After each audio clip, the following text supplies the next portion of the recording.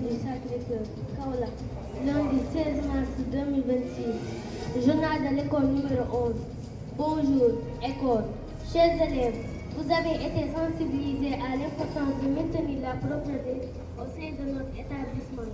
Chacun de vous doit veiller à garder propre les classes, les toilettes, la cour, ainsi que les alentours de l'école. La propreté est l'affaire de tous et contribue à un environnement sain et agréable pour étudier. Par ailleurs, nous vous informons que les fêtes de qualité auront lieu au cours de cette semaine. La date exacte vous sera communiquée ultérieurement. Merci de rester attentif aux informations qui vous seront données.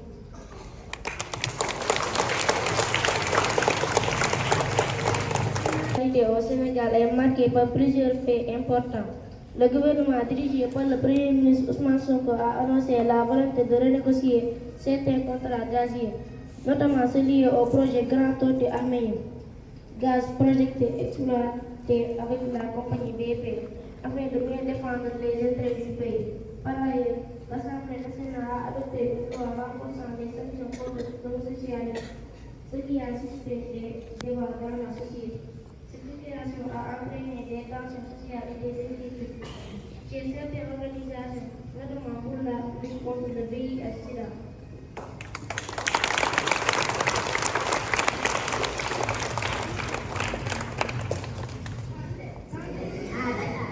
Une rencontre nationale a été organisée pour renforcer la lutte contre le VIH, la syphilis et l'hépatite B, avec l'objectif d'éliminer la transmission du VIH de la mère à l'enfant d'ici 2024. Les autorités sanitaires rappellent qu'au Sénégal, environ 4 000 personnes vivent avec le VIH-Sida, avec près de 1000 nouvelles infections chaque année. Le ministère de la Santé a aussi déclaré que des services hygiéniques importés soupçonnés d'être périmés ne présentent pas de danger pour la santé. Après enquête, enfin, les autorités ont annoncé que les certificats de vaccination n'est plus obligatoire pour entrer au Sénégal, sauf en cas de risque d'épidémie.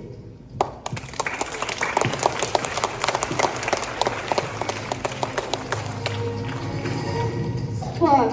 L'équipe nationale féminine du Sénégal a perdu contre les États-Unis 110-46 lors des qualifications pour la Coupe du monde de basket FIBA 2026.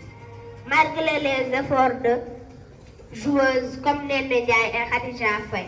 En football, les Lions de la Teranga se préparent pour la Coupe du monde de la FIFA 2026 avec l'ambition de réaliser un grand parcours.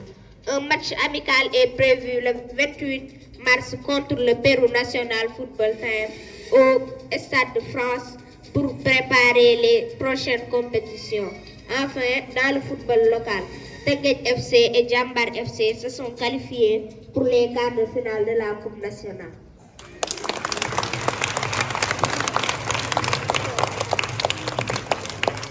Voilà, c'est la veille de la Korité. La maman de Toto s'active en cuisine. Elle dit, Toto, surtout ne touche pas au poulet pour demain. Il est réservé pour le repas de fête. Le lendemain, la maman s'aperçoit que le poulet a disparu. Elle demande, Toto, où est passé le poulet? Maman, j'ai suivi tes conseils, je ne l'ai pas touché. Répond Toto, mais il est parti comment alors? Il a pris ses jambes à son cou. Dès que j'ai ouvert le frigo, c'est pas ma faute.